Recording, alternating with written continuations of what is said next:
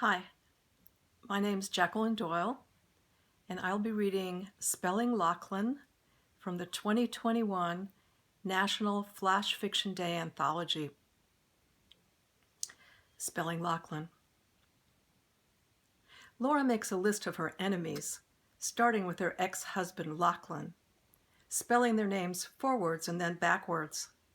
The list goes back to childhood. It's longer than she expected. She reads the palindromes out loud, stumbling over the pronunciations of the reverse spellings before cutting the list into tiny pieces that she piles on the kitchen counter, a confetti of enemies. She picks up the tiny pieces and sprinkles them on the counter like snowflakes.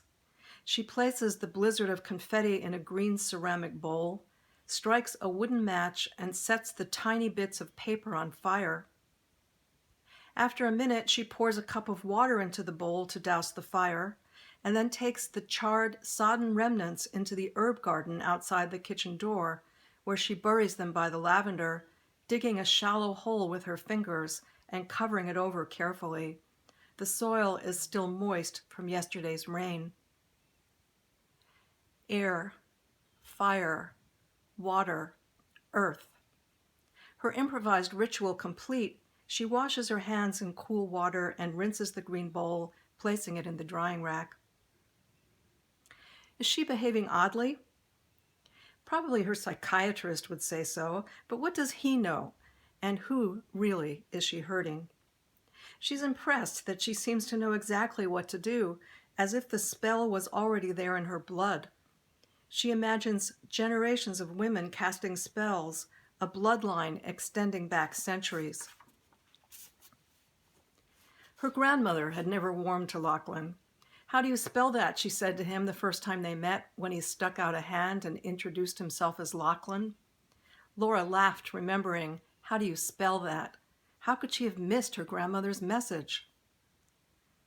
Are her enemies clutching their chests right now, perhaps even doubling over and dying? She's not sure whether she wants all of them to die, maybe just Lachlan.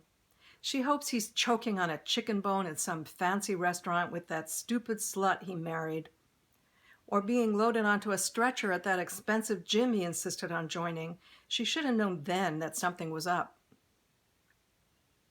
For good measure, she whispers his name again and seals the spell. Lachlan Lancaster. Retsaknal Nalkal. I call on earth. May you be buried deep. I call on water. May you drown in a dark lake. I call on fire. May you burn like the witches your forefathers condemned to death. I call on air. May a tornado pick you up and keep you. She imagines him spinning, arms and legs flung wide, mouth open. Laura feels dizzy. She sits down and takes some deep breaths. Is it a side effect of the new medication? It doesn't seem to be doing much. She decides to cancel her next doctor's appointment and just stop taking it. She shakes the orange plastic vial like a rattle and tosses it into the garbage. Yes, she feels better already.